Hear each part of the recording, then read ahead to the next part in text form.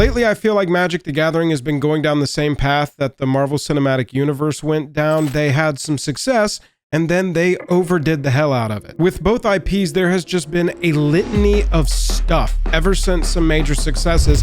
And so I think that just like Marvel right now is stating that they need and will be executing a pullback on the quantity of stuff released, I feel like Magic the Gathering might need the same thing. Huge shout out to some of our most recent Patreon members: Howl, Bushyblade, Herb Matthews, the Darth Dater, Addicted to Building. Thanks for joining the community, homies. Jake and Joel Are Magic is brought to you by Card Conduit, the best place to buy, list, sell your cards on the internet. TCG Player, the best place to buy your cards on the internet. Drip Shop, where you'll find us live twice a month with a ton of fantastic and fun giveaways. Dragon Shield's the best sleeves on the internet. MTG Stocks, if you want to track the prices of your cards over time. And of course, Moxfield for your deck lists. JAJAM's also brought to you by viewers like you. We have tried to stuff every tier of our Patreon with really fun perks for whatever level you want to support us at. Go check it out and get involved with the community on a deeper level. Oh, wow, there are commons in the set. They put commons in this MTG set. What are they doing? Just catering to the pauper players in a set called Modern Horizons? What the heck? Modern Horizons 3 is objectively a fantastic set, and in my opinion, it's one of the craziest, most powerful sets I've ever seen. Yes, the set is going to come with a premium price, but it's not going to be any more premium than all the premium sets we already receive. And this one has got better stuff to open that I'm more excited to see overall. Obviously, there are going to be hits in this set that are like my main targets, and those are the cards I want. But if you're just opening boxes or packs and you have the chance to open some of these cycles as like filler rares, that's pretty insane. Just as a baseline, you've got the fetch lands. This set is full of fetch lands, all different types of fetch lands. Any of these can be what you open as your rare or special slot in whatever kind of booster you're opening that's got crazy cards all spilled throughout it. But just being able to baseline open a fetch land as a, all right, not bad, that's a pretty good card to pull, that's pretty sweet versus just some sort of chaff rare. But it's not just fetch lands, because I don't think that would be enough to make the claim that I'm making that it's one of the craziest sets and most hype sets I've ever seen. You've also got the flares. We have a full cycle of free spells in here, and none of them seem completely useless.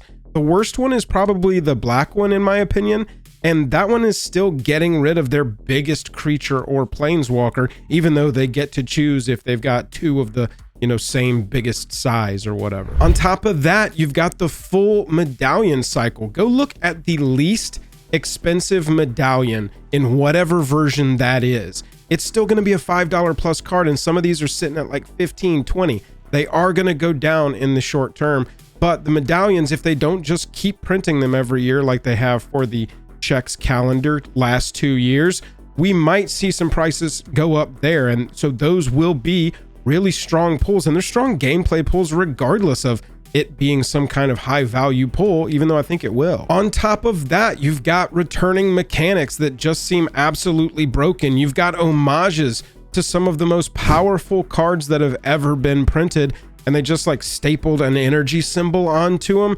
This set is stacked top to bottom, and that's before we even get into the stage of actually finding out what the good cards are for Modern that are going to break out. I've given you a small subsection of some of the hype that this set is driving before we even talk about commander-only designs or brand new legends that we can play with. Take all of that into account, and then look around, and if you're like me, you'll notice everybody just kind of seems meh on it.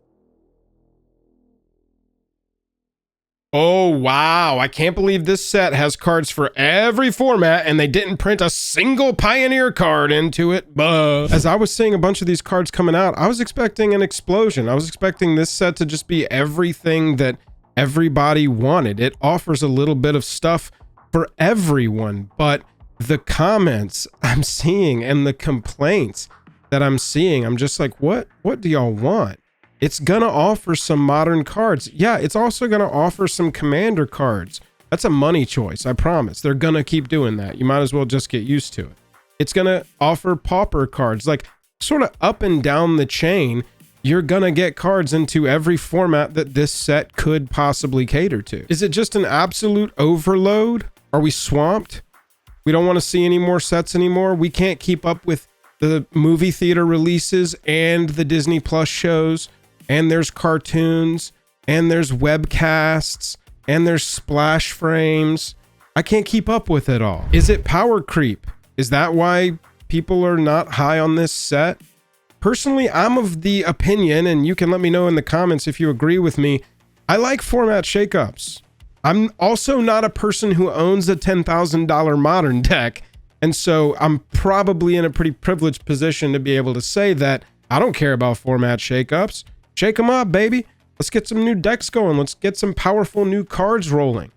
But I can imagine if you're sitting on a modern deck that's worth thousands of dollars and you see some one green elf or something printed that hoses your entire strategy, you're like, well, I didn't love this set, thank you. I think right now they're overproducing like crazy just because that's the reality of the world. I'm hoping that there's a general shift across media toward let's slow back down a little bit. There was sort of a ravenous period over the next 4 or 5 years where it just felt like everyone was like IP, universes, multiverses, combination, get out games, app games, movies, board games, Monopoly versions, call Magic the Gathering. They've got universes beyond. And a lot of times when you get stuck overproducing, there is a fall in quality if you're not like expanding your team or expanding your resources to be able to do that. And if anything else can be said about the last 5 years, it hasn't been about building. It's been about reducing team size and reducing resources and doing more with that less. So quality is naturally going to fall. Look at the Assassin's Creed series. Look at Call of Duty. Let's take it to video games. They were just slamming these things out every single year. Another one, a different studio, same title. Let's just pump, pump, pump. We gotta sell. We gotta have a new one in the pipeline every single year. And that series fell off hard. They really had to come back to the fan base and say, all right, we're gonna slow down. We're gonna focus more on quality over quantity. And we're gonna deliver an excellent final product instead of just showing up with something. Generally, I don't think that the quality of MTG has fallen off. It feels like Wizards has got a system figured out over there where sets are completed by teams and they're moving through a process that maintains the level of quality that is expected. That's not to say that there haven't been slip-ups. I mean, basically the last 2 years, we've had some lackluster stuff happen. Aftermath was just a huge trip and stumble. They even admitted it and said, we're not doing that anymore. And then Murders at Karlov Manor, like I was talking about, it was just sort of a triumphant meh of a set. Nobody really cared. It didn't really have a ton of cards that impacted a lot. There was some cool takeaways, but I just feel like nobody cared about that set. With Modern Horizons 3, you've got the people complaining that there are cards that obviously weren't designed for Modern and were designed to go straight to Commander with this as some sort of pass-through set so that they can make a pseudo Commander Horizons set, which is what everybody is calling this. Even the official PR guy for the whole team over there. Then you got the Commander players who are fully leaning into it and are complaining that cards like Emperor of Bones isn't a legend. This should be a legendary so that I can play with this as my commander. Man, go to the Modern forums and type, I wish this was a legend so I could play it as my commander, and just see what happens. I gotta ask this because I've seen a lot of MTG sets come out, and I've been playing Commander for a long time, so that's sort of been a filter through which I view cards a lot of times. But before Commander, was there just like more chaff?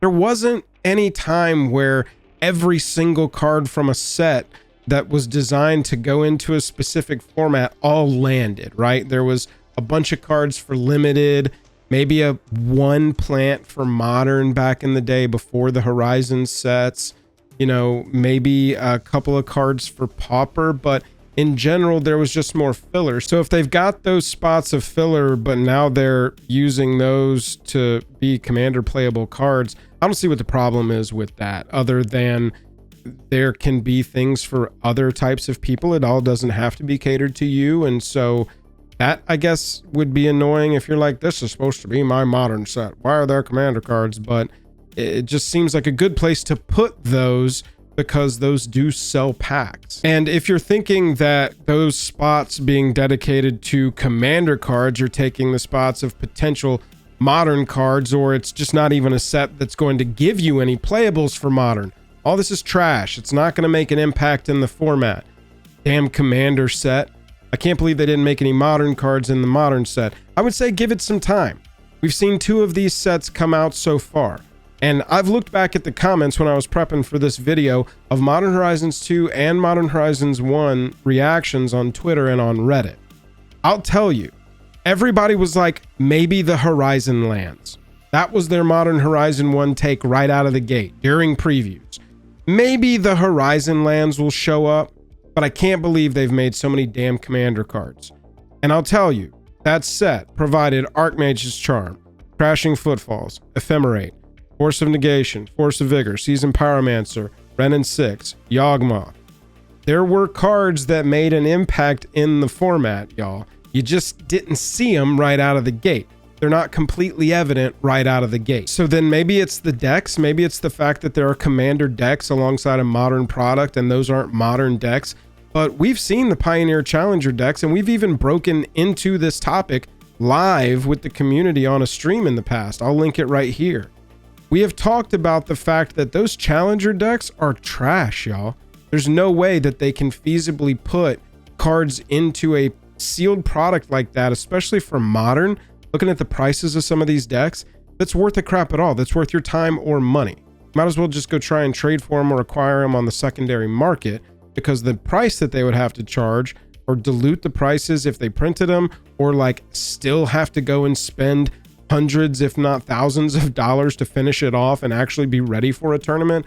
Challenger decks just, I don't think would work. Let me know if you think I'm wrong on that. And so it's like when I hear the complaint, Commander is ruining design, is it a focus thing? You think that the attention is being paid to Commander only versus the other formats? Like, I could see that argument if it was money. I mean, they make more money off of Commander, and so that really drives that whole thing being pushed. But like Legacy, Eternal, I guess maybe Commander designs could be really screwing with that format in an unnecessary way. But in a modern set, I just don't see what the big deal is, especially when we've got MH1 and MH2 to go off of. And it was exactly the same thing. It's like this is an echo happening right now. The exact same community reaction. It's wild. It's called Modern Horizons after all, not fan service Horizons. I don't mind bones being thrown to EDH, but personally, I find this set very insulting for both its lack of focus and its exploitation of the modern player. That comment's from 5 years ago. That comment's about Modern Horizons 1. You see what I'm talking about with the echo? All of that being said, and seeing the examples from Modern Horizons 1, it's more pronounced this time. And that's a fact. We were watching the reveal stream when Blake accidentally called this set Commander Horizons. And I don't think it was like a joke or too big of a mishap on his part. I'm not saying that it's some conspiracy, but that's probably what they called this internally as a joke.